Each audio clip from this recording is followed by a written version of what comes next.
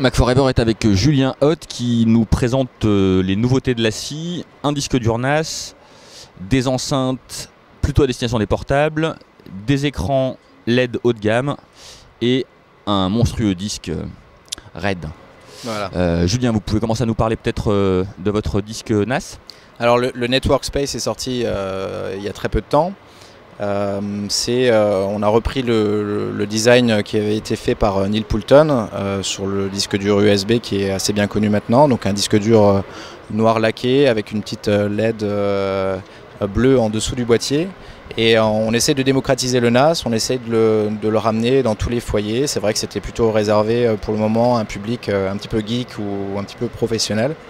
Là, on présente une solution abordable qui est complètement dépouillée de toutes les options de configuration qu'il pourrait y avoir dans tous les sens, pas très transparente, compliquée à comprendre. Donc le principe c'est simple, c'est un disque dur réseau qui est accessible par tout le monde, PC et Mac, puisqu'il supporte les protocoles PC et Mac, donc Samba et AFP. Vous pouvez y accéder depuis l'extérieur avec le protocole AFTP tout simplement. Et il a cette fonctionnalité également iTunes Server et UPnP AV. Donc iTunes Server c'est très sympa puisque tous les MP3 que vous allez y stocker vont être accessibles en tant que playlist partagée sous iTunes. C'est-à-dire que tous les MP3 que vous aurez sur votre disque, vous aurez iTunes sur votre Mac 1, iTunes sur votre Mac 2. Vous pourrez avoir accès à tous ces fichiers sans les avoir stockés sur votre ordinateur, donc ça c'est plutôt pratique. L'interface réseau, elle se fait en Ethernet, en quoi? Elle se fait en Ethernet tout simplement. Donc voilà, il y a également la fonctionnalité UPnP AV. Donc ça, l'UPnP, c'est tout nouveau aussi pour le grand public. Ça permet simplement à certains appareils réseau de mieux communiquer et en toute simplicité. Et l'UPnP AV, en fait, ça vous permet aux fichiers MP3, aux photos et aux vidéos d'être accessibles depuis des platines compatibles UPnP AV. On les connaît assez mal pour le moment, mais c'est pourtant la Xbox 360 et la PS3 qui permettent donc via le réseau d'aller chercher le contenu sur le Network Space et de les diffuser sur la télévision par exemple. D'accord. Et alors, prix et disponibilité de ce produit? Alors il est disponible de suite, il est déjà sur le marché. Le 500 Go est à un prix suggéré de 129 € TTC. Et vous le trouverez aisément dans la grande distribution ou alors sur internet. Des enceintes? Alors des enceintes qui sont déjà connues au niveau design puisqu'on avait sorti la version Firewire il y a un an de cela. Donc dessinée par Neil Poulton qui s'est inspiré de ces cheminées qu'on peut voir à Beaubourg. Donc là ce sont des enceintes déjà au niveau design qui sont très intéressantes visuellement. Et puis elles permettent d'avoir un très bon son, une très bonne sonorité tout en étant auto-alimentées, c'est-à-dire que le simple cordon USB suffit à les alimenter. Donc ça en fait des enceintes compactes, pratiques à transporter également, des enceintes parfaites pour un portable par exemple. Alors dans une gamme radicalement plus professionnelle aussi, vous présentez deux nouveaux écrans, 20, 24 et 30 pouces, des écrans LED, d'autres particularités? La particularité, c'est que la scie se situe toujours sur le segment hautement professionnel sur ces écrans. Déjà, on adressait le marché qui était très soucieux des aspects calibration, des aspects colorimétrie. Et là, on pousse les choses encore un petit peu plus loin, avec déjà une nouvelle technologie, le LED, et ensuite une couverture beaucoup plus large de l'espace colorimétrique. Alors je crois que ce sont des écrans qui dépassent l'espace colorimétrique de Adobe RGB, oui. Alors en fait, on a du mal à concevoir que 100% c'est le maximum qu'on puisse faire. Mais effectivement, c'est une norme qui est calibrée sur 100%, mais qu'on dépasse à 123%. Donc on couvre un espace colorimétrique plus important que 100% de l'espace qui était commun il y a quelques années encore.